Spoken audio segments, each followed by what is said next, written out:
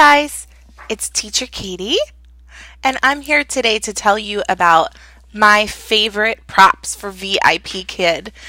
If you are a VIPKID teacher, I hope this video helps give you some ideas of some different things you can use in your classroom. If you're not a VIPKID teacher yet, but if you're interviewing, then I hope this video can help you with your interview to give you an idea of some of the hands-on and interactive tools you can use to do really well in your interview. So let's get started. My favorite prop, the one that I use most often, is my star wand. So the students earn stars for doing a great job, and so when I give them a star, I put it really close up to the camera. I use this all the time. I got it at the dollar store. And it also came with a crown, which the girls love the crown, especially if you're talking about princesses. And I'll put the crown on whenever they earn a star. So this was $1 for the set, and it was well worth it because I use it all the time. Also at the dollar store were some pom-poms. I need to get new ones because these are falling apart quickly.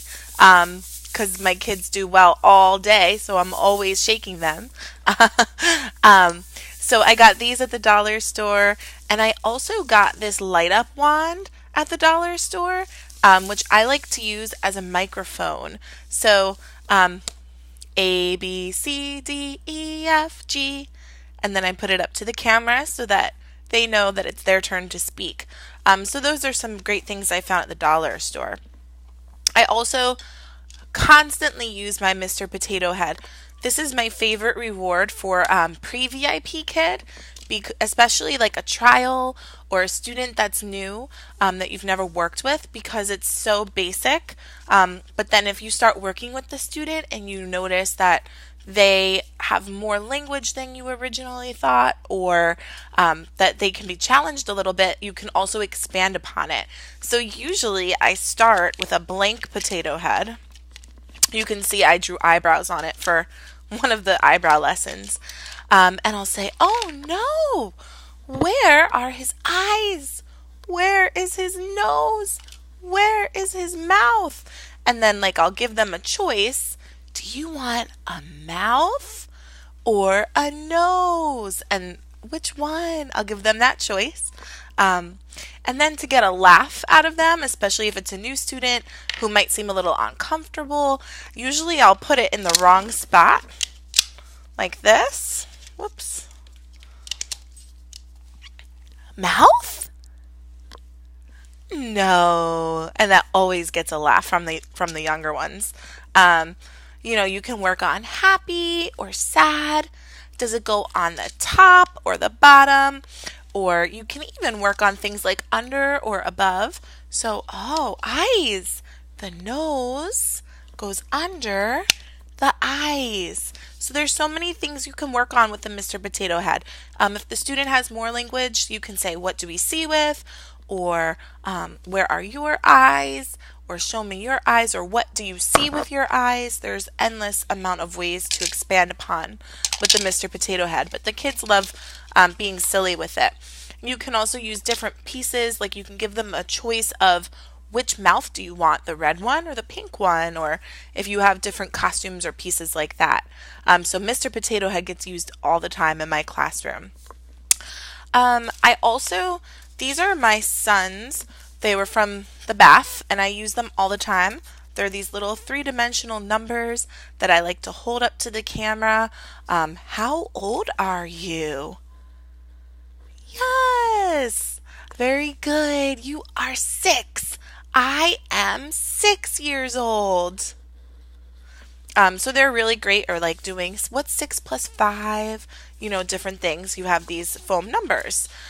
Also, speaking about age, I really like these props for explaining how old are you, because there's a visual, and typically children might not equate age with just a number, but when you show them a birthday cake with candles, they'll start to realize, oh, she's asking me how old I am. So I really like these. And I'm going to link below for everything that I have found on the internet. I'm going to link below. So there's that. Another one of my really, I use it almost every single class, my very highly used props is my dry erase board. So I just use regular dry erase board and a regular marker.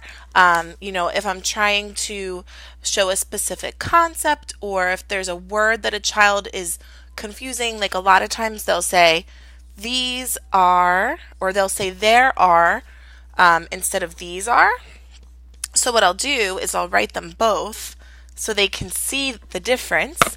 I'll underline the letters that are different. There are, these are.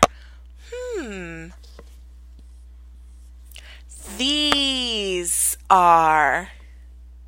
So that way they see, like, don't say it like this, say it like this. So it's just a really good way of getting concepts out there.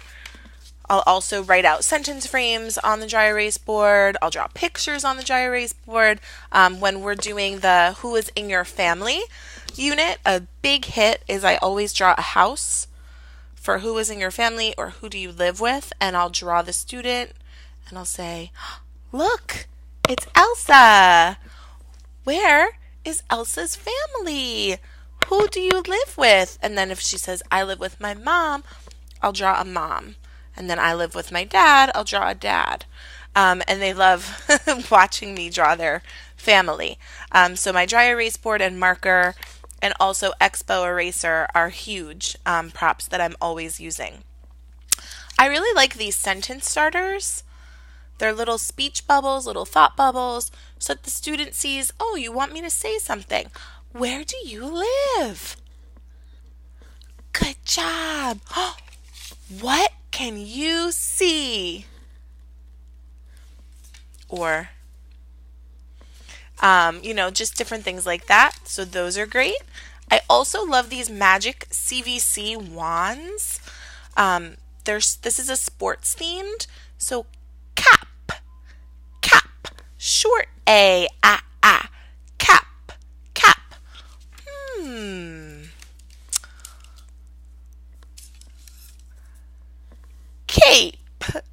Cape, long A, cape, cap, cape. So the kit that I have, there's like 70 or 80 CVC words that have short vowels, and then these little balls that say E, and you can see, like, this is a baseball mitt, so you put the baseball in it to turn it from kit to kite, and it just helps the children visualize that change. Not, not, short O. Note, long O, note. So they're just a fun way to do magic E words. What else? So find a star is all the rage right now. I like to hold it way up to the camera. Pick one. Which color? Oh, you want green? Woohoo, you get a star. And when they find a star, they get one in the classroom. If they don't find a star, there's something for them to review, whether it be a vocabulary word, a grammar concept, a sight word, different things like that. So find a star is great. I also love these magnets. I bought these magnets on Amazon. I will link them below. They're great. And cookie sheets I use for everything. I got them from the dollar store. The reason why I like using magnets and cookie sheets is because I like to print on regular paper, not cardstock, and to save myself money, I don't like to laminate. So I like to magnetize everything to cookie sheet so it's nice and strong. These I got at Target. This I got at Target. The dollar spot is awesome. My background is currently under construction. I'm making it Christmas themed. So there's that. I also bought these foam letters, and I love them so much. I use them all the time. I'll use them individually when I'm teaching a letter, or I'll use it in conjunction with my whiteboard. So, for example, for doing reading and blending, app, good job. And then I can grab a letter and hold it up to it, sap, and then you can change it out You can use when you're reviewing like letters in sequence. I use them a lot to teach before and after. So I'll grab like 3 letters that are in sequence and I'll say, D comes before E. E comes before F. What comes before E? What month comes before April? So it's really good to help them see like before and after, because this is something they're already very familiar with. F comes after E. What month comes after January? So these are great. And again, magnets on the back. Put them right up here in order on the cookie sheets. And I used command hooks to hang the cookie sheets up on my wall. I don't know if you can see this, but I have a pocket chart from a classroom store for all of my flashcards. So flashcards are great. You can hold them up to the camera, back and forth, just to bring some life to the lesson. I have the colors, different colors. I have shapes, and I love this this flashcard. Draw a line, draw a line. So I love this.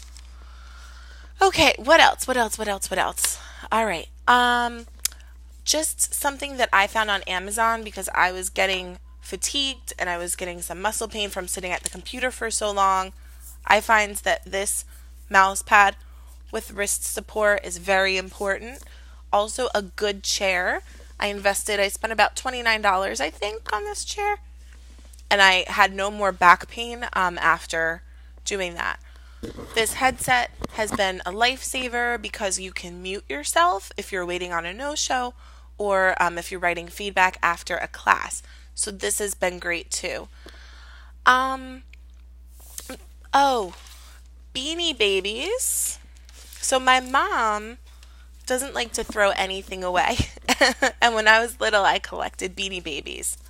So I have found almost every single animal in the VIPKID curriculum in my Beanie Baby collection. So they're great because you can use them for puppets. Because at first when I started, I was like, I don't have any puppets. And I didn't really want to spend money on puppets because they can be expensive. And then cleaning out my basement, I found these and they're great. The children love them. I have so many. So I'm sure some of you have Beanie Babies in your attic or in your basement that you're not using. They're excellent for using for a puppet. Play food. I got this play food at the dollar store. I use it all the time. I'll also use it to expand upon a lesson. So for example, if we're talking about vegetables, I'll show them some vegetables and then I'll say, is this a vegetable? Just to bring some life to the lesson. If you have children, steal all kinds of things from them, toy cars, balls, everything that you can get. I also took old Christmas ornaments. This is a drum. If you have old Christmas ornaments that are broken or missing pieces or that you don't use anymore, they can be really great ideas for mini props. The last thing that I always like to have on hand is a book. A very simple book, a very repetitive book in case you have early finishers that you aren't quite sure how, especially for a unit assessment, if they might finish early. It's always great. The parents love when you pull out a book if you have extra time at the end of class. I usually use a smaller book and a board book so it's not flopping all over the place. I can hold it up to the camera. They can see the words. And I like Five Little Monkeys because it's very repetitive. So you read it to them, but then at the end, I have them read it to me by holding my hand up to my ear and pointing to the words. And you can do the finger play or whatever. So I really like Five Little Monkeys Jumped on a Bed. And for pre-VIP, for the younger kids, I also like 10 Tiny Toes because it's a rhyming book and it's just very simple, it's very basic, and it talks about the body parts. It's also kind of good for level 2. They can try and imitate what the kids in the pictures are doing. So I also really like this book. I would love to hear about your tips and tricks and the tools that you find helpful in your VIP Kid classroom. So leave me a comment below. I hope you enjoyed this video, and I will see you soon. Bye!